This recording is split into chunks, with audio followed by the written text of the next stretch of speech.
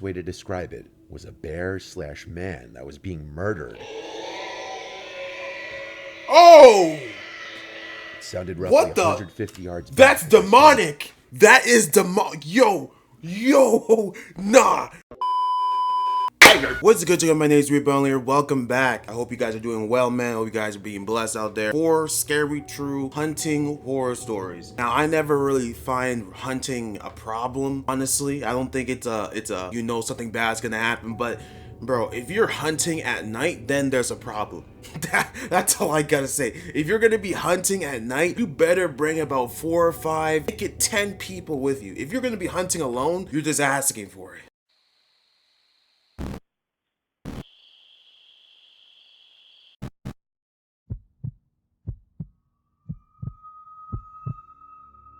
During hunting season, at least once a year, I try to travel up to Maine and rent an Airbnb to go hunting. I never bought my own place because I can't really afford it just for a single trip every year, so doing a weekend rental makes more sense for me. Plus, I'm not exactly an expert. I'm still trying to get more experience. Some years So you're not an expert, so you go by yourself? Don't at least try to bring another person with you, but you rather do it by yourself. Oh, come on, bro. In recent years, he hasn't been in the best shape health-wise, and he's not really up to it anymore. So Wow. I've been going alone more recently. That's crazy. Last year, which was 2022 at the time I'm writing this, was the last season that I went hunting. It was November. The Airbnb I rented was near a national park. November? I arrived late on a Friday because I had to come home from work, get ready, then head out on the road trip. When I pulled up into the long stretch of private dirt road to get to the cabin-type Airbnb, it was pitch black outside, and it was dead. Like, this is 2 o'clock thing. You're hunting by yourself alone in the cold weather of November. Not only that, you're renting an Airbnb by yourself. You're just asking for it. Lord have mercy. Time of year, there's obviously no bugs or crickets left. Oh my goodness. The nights are dead silent and dark up there, especially if the place you're staying is secluded like this one. Crazy, middle of Pulled nowhere. up as close as I could to the cabin, and the owner told me the key would be hidden under the mat. Sure enough, it was there. All I right. brought my 2 bags inside the cabin and unpacked my things onto the bed in the 1 bedroom. It was a very cozy cabin, and the owner already had the heat turned up for me, which was nice. Okay. Maine gets pretty cold up there in November. There was cable and Wi-Fi in this Airbnb, so I set an alarm to get an early start at dawn, which in my opinion is the best time to find deer or even moose if you're lucky. The next morning, I was up as soon as my alarm went off, and I was out in the woods in less than half an hour. Since this was foreign territory to me, I posted up behind a blowdown I found, some knocked over trees. Usually this would now be a waiting game, but I heard a man's voice call from behind me. What? I had a mini heart attack and turned around to see some man with gray hair, but who looked like he was only 50. He was approaching me slowly. Oh, heck no. He said slowly in a very angry sounding voice, "What the hell are you doing here?" I responded, "Excuse me?"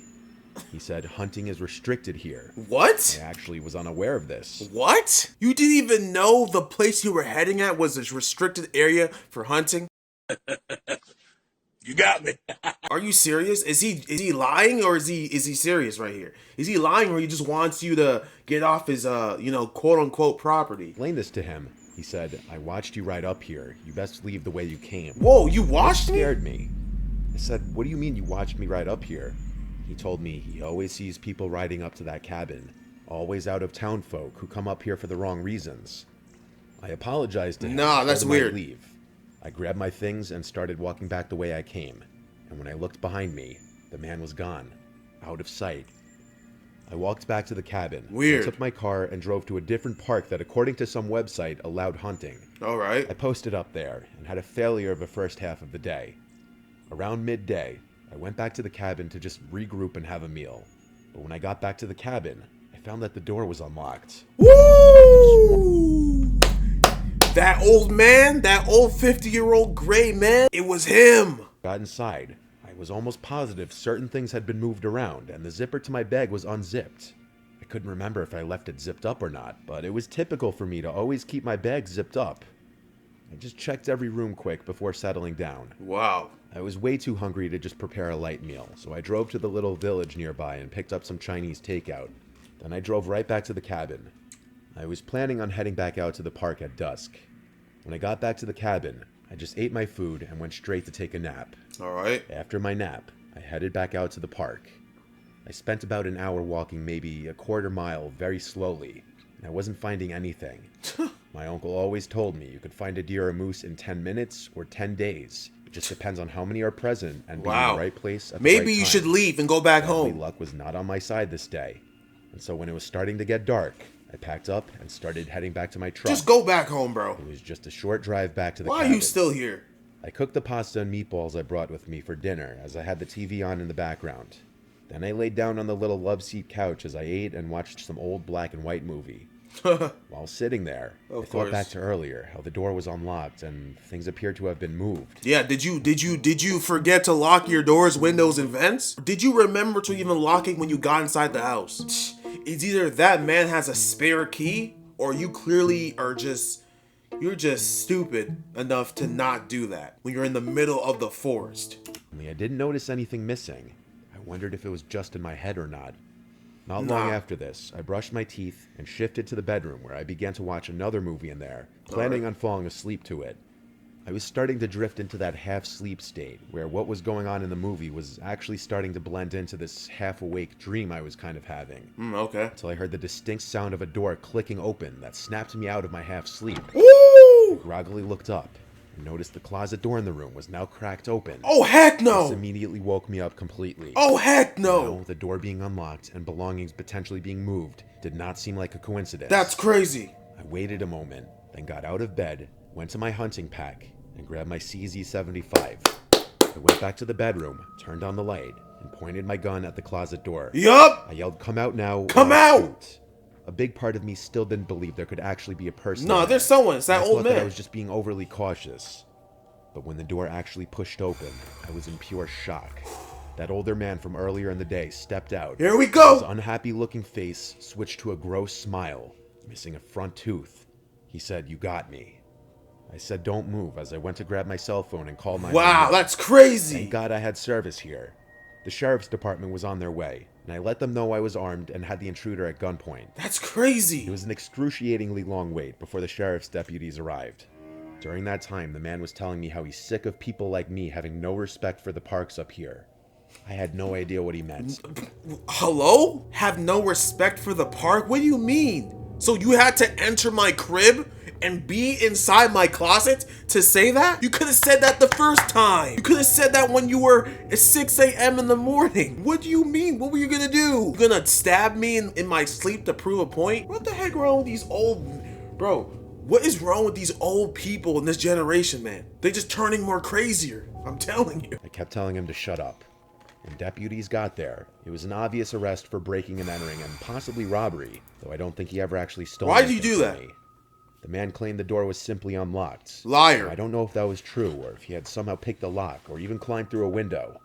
The Airbnb host said that there were no other hidden keys and that I definitely left the door unlocked. What? He seemed more concerned about whether anything of his was stolen and putting blame on me as opposed to asking me if I was okay and apologizing for the experience. Of course, the He said he Airbnb had owners, no man. idea who the man could have been. Airbnb owners are just horrible, bro. Like, from what I've heard, they could not care less about you.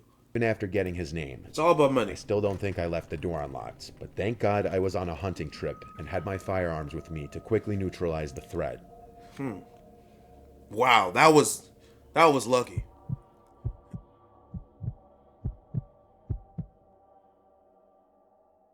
I was 14 when this story took place. It was my first year hunting deer with my family. To be specific, my father, my cousin, and myself. To paint a picture, my blind was 2 miles south of my father's, with his stand being 9 miles southwest to my camp. We drove a four-wheeler about 100 yards away from his stand, which left me with a while to walk before I even got to mine. I live in northern Michigan, and during the winter, it gets dark quickly and early. It was around 4 p.m. when I started to get cold and decided to close up my tent. Sheesh. I was hunting with a .243 rifle that had a pink camo cover on it with a strap Wait, around. wait. Does it get dark at like 4 p.m. in Michigan? Does anybody live near Michigan or lives in Michigan that can confirm that? Does it really get dark at like 4 p.m., 5 p.m.? What? During the winter? That's crazy. That's clocked. So I could hang it off That my is back. clocked. I closed up my blind is zippers so and messed put up. my garbage away in a bucket I had. As I was throwing away my trash, I heard a couple leaves crumble, so I immediately turned my head up to see if it was a deer.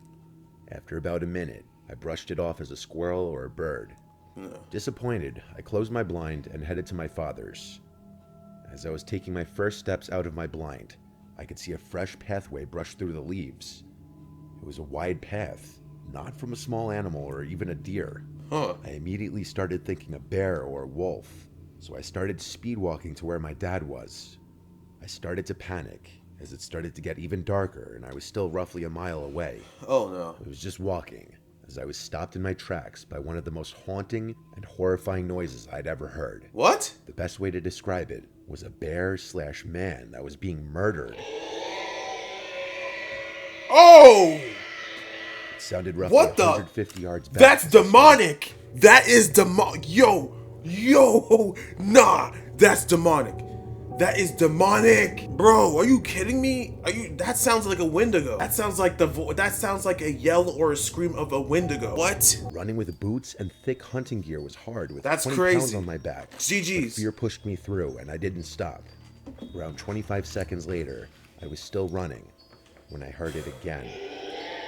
Oh, grab your Bible. Louder and closer. Grab your Bible. At this point, it was completely dark out, with the moon being the only source of light. I turned around with my headlight, and what I saw is still the most terrifying thing I've ever seen. What? Around 50 yards away, I saw a black figure in the dark, What? illuminated by the moonlight behind it. It was around 10 feet tall and skinny. Whoa! Without thinking twice, I started running while trying to get my gun off my back. Oh, heck I didn't know no. where I was running, but I just ran. I ended up on a road that I recognized as Rabbit Road, the road that connects my camp with the entrance to the hunting area. I ran on the road until I got to my camp. By the time I got into sight of my cabin, I turned around again and saw it again, Wow. this time further away. Oh, no. It was still standing up, and I can only describe it as a tall, black, skinny figure. That's It had yo. long arms and long legs. Nah. As I got on my cabin steps, I threw up from exhaustion and continued to vomit for about a minute. That's as I later crazy. then passed out. That's crazy. I woke up to the sound of my dad's four-wheeler turning into the cabin driveway. I started crying as I ran up to him, hugging him. I quickly told him the story of what happened. And Crying? I ran back Well, without I would. stopping. He didn't believe me at first, but as we got settled inside, his face started to change as he saw the desperation in my eyes. I didn't sleep that night, or for weeks after. Wow. People have told me it was most likely a bear, or I was just seeing things, but I know what I saw. I'm older now, and I only hunt with someone with me. I also hunt with... There you go! That's how it's supposed to be. You're supposed to be hunting with someone. At least have 1 to 2 people with you. Why would you do this by yourself? Now he knows, bro. This is for anybody out there that be trying to hunt, man. You better be hunting with 3, 4, 5, 6, 7 people. Who do you think you are to be hunting by yourself? Do you want to get bodied? the bigger gun because it gives me reassurance that I could shoot something larger. Yep. As I'm writing this was the most scary experience of my life. Hey man, God protected you right there.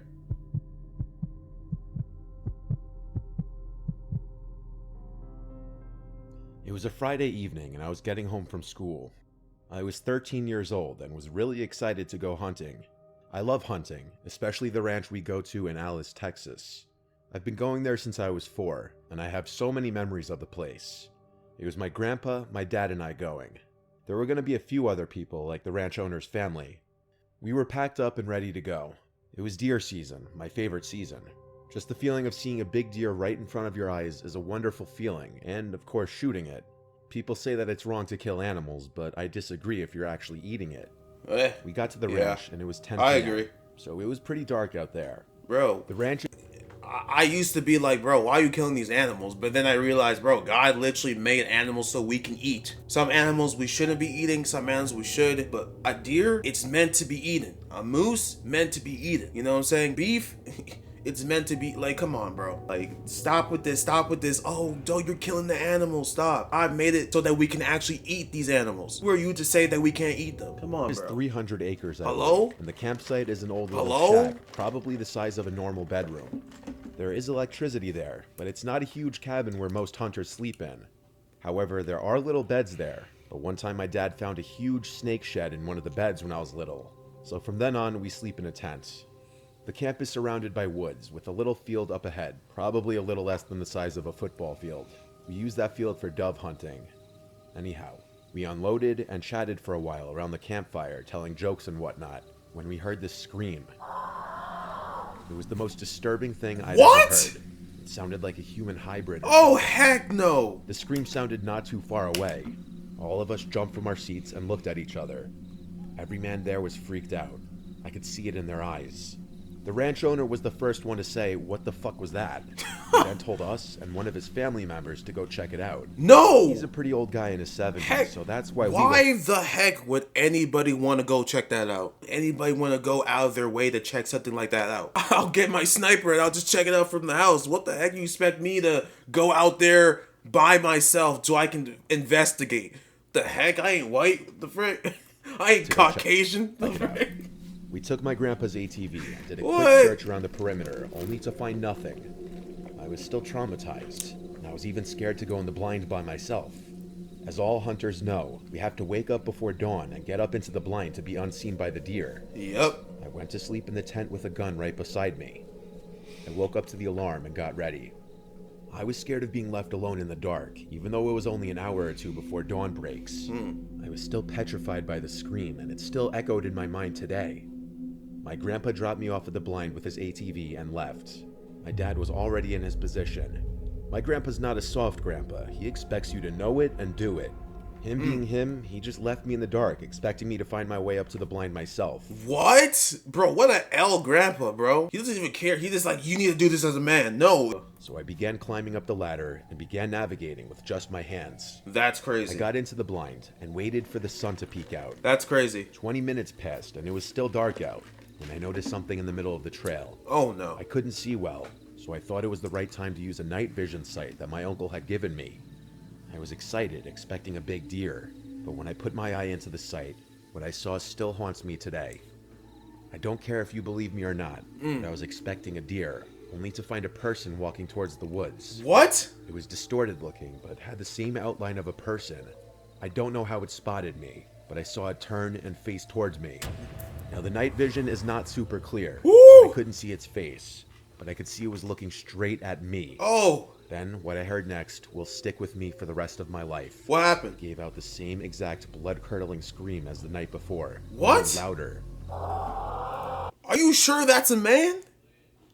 That sounds like a demon to me. At that moment, I cannot describe the fear I felt. The word fear is not enough to describe how I felt.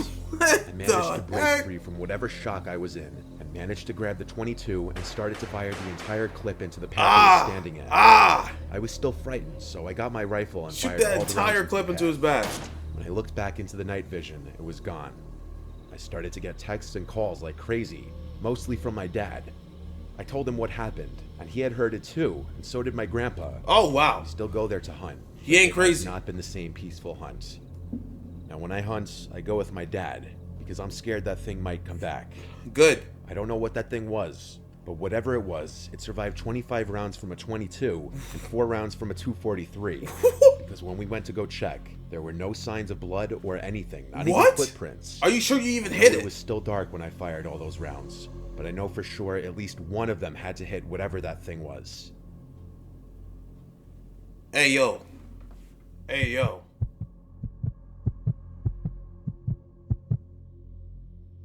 It was the fall of 1986. I was 23 years old. I'd never really been scared in the woods before, honestly.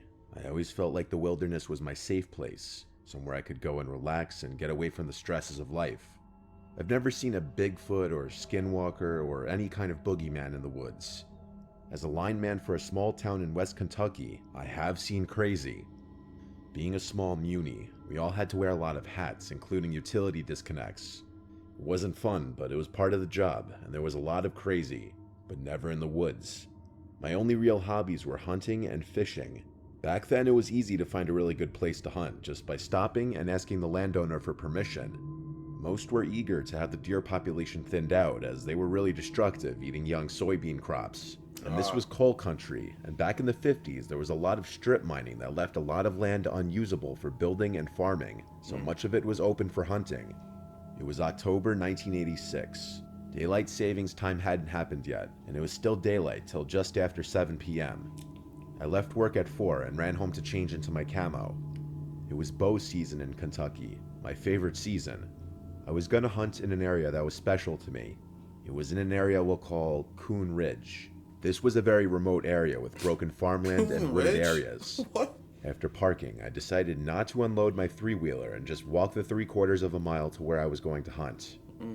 I was using a Summit climbing stand, so I had to carry my stand and my bow, as well as my fanny pack with my knife and flashlight. I had to walk halfway around the corner. I never heard of bow season before. I never heard of a thing called bow season. That's actually pretty interesting. The corn had not been cut yet, so I Bow stayed in the lane left by the farmers so that they could get their equipment to the upper end of the field. Oh boy. The field was rectangular, and the upper end was a much higher elevation than the bottom, where I had to cross a creek with shin-deep water to enter the field. Sheesh. At the top of the field, the right-hand corner was where I was going to enter the woods. It was the highest point of the field. I had to pick my way through a thick blackberry thicket, but managed to find a game trail that led me through, and it finally opened into a hillside with large trees. After finding a tree suitable for my climbing stand, getting set up, and a little climb, I was ready to hunt. I love to watch nature. The deer hunting was just an excuse to be in the woods. As a lineman, I had no fear of climbing high, so I would get as high as I could. This time I was up around 20 feet before the canopy started blocking my view. It was around 5:30 when I was settled in my stand and had an arrow nocked. I regularly stayed in my permanent stands late as not to spook deer close by. I had added reflective tape along the trail to mark the way out. This made it easier to find my permanent stands at night. This day, I was in my climbing stand in an area I hadn't been in at night. I was about to start down when I heard something walking, so I waited. It sounded like a deer in the thicket, but I never really could get a look at it.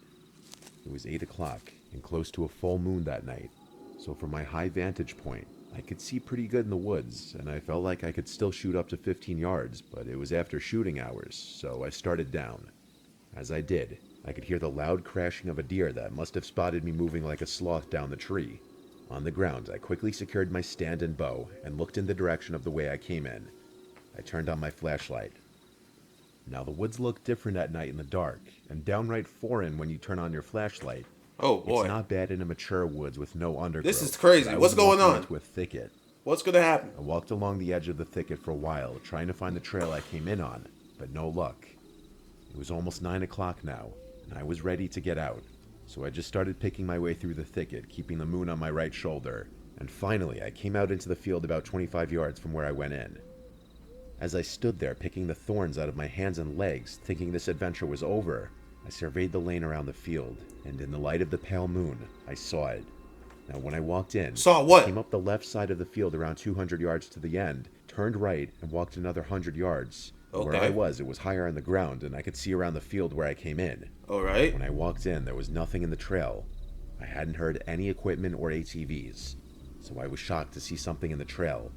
And no small something either. It looked 6 feet wide and 6 feet tall. Oh! A skinwalker is amongst you. Standing there about halfway up the field trail. Oh! It was the only way out, so I never hesitated. I started walking back to the trail, turned toward whatever it was standing there, hoping it was just a strange shadow, but it wasn't. I grabbed an arrow from the quiver, remembering my knife was in my three-wheeler. You only have an arrow. You only have an arrow and a knife. You are so screwed if that thing comes at you. And never broke stride. 100 yards away, and it didn't move or make a sound. I walked loudly straight towards it for 200 yards, all the while thinking it's really there. Bro, you were walking towards that? Are you crazy? You have a bow. You have a bow. You're just walking towards it, expecting it to be a shadow or something that can just run off. Bro, you are mistaken. You finna get bodied. As I got closer, I could make out what it was. It was two people standing side by side. What? This unnerved me even more. It was 9:15, 40 degrees out here. Whoa! Nobody should be here. I kept walking, now 20 yards away, and I see that it's a guy and girl, maybe 20 years old. 10 yards away, I'm walking towards them, but no sounds from them. Yo, are they dead? Did they get bodied in the forest? Bro, what the heck? They just stood there. When I got to them, I half expected them to jump me, but they never moved. I said, "Kinda cold out here, ain't it?" No sound. They still never moved. Yeah, they're dead, bro. They got bodied in that forest. That is crazy. I kept walking. I turned to keep an eye on them. I was thinking, okay, this is it. They never turned around, never even moved their heads. I crossed the creek, and within another 100 yards, I made it back to my truck. I was even more uneasy approaching my truck. Why did you... Okay, so you went towards them, you noticed that they have not moved, and so you just kept on walking the other direction? Good job. Good job. You did the right thing. You did not even try to, proceed with the conversation. They're clocked. You get in your car and you drive the frick off. That's what you do. So quiet. All I could think of was someone waiting to ambush me. So I kind of eased up on it very quietly and watched it for maybe 3 minutes before approaching it. It seemed fine, so I headed to my truck. As I left, I tried to figure out how they got here because I never saw another vehicle. I tried to just put it behind me. That's weird. The next day at work, during lunch, I was gonna run and get some food when I noticed all 4 of my tires on my truck were low, and after inspecting them, they all had around 10 to 15 roofing nails in them. Ooh. I had to put tubes in them to get home. Something odd was going on in those woods. Somebody most certainly did this to my tires while I was parked in them. After this, it always felt like someone was watching me when I was hunting in that area. Wow. That's why I stopped going alone, and I never parked off the main gravel road again. I never found out who those 2 young people were. Yeah. Or who punctured my tires. That is weird. Bro, that is weird. Bro, that is very weird. Who were those people? Who was that young man and young girl? This was back in when? 1984 you said, or something like that? I don't know, 1980 something. Yeah, you're lucky. Could have been an ambush. It could have been something. They definitely did something to your tires. This should be a lesson to all you guys that want to do hunting. I have no problem with it. Don't hunt at night. Just don't do it. It's not worth it. Hunt during the, 6 a.m. in the morning. Obviously, you have to. Hunt at that time till maybe 6 p.m. and then that's it, or 4 and you're done. When it gets dark, you go back. You don't have no food, you didn't hunt nothing, you fail for that day. It is what it is. It happens. And if you're gonna hunt with at least 2 to 3 people. Why are you hunting by yourself? It makes no sense, because this type of stuff can happen to you. See that last story? He's lucky. He is lucky. Nothing happened to him. Unbelievable. All right. I'll catch you guys later. Take care. God bless you. Stay safe out there. May God guide you. May God bless you. May God comfort you and keep you. And I'll catch you guys later. Take care. Peace. You win. Perfect.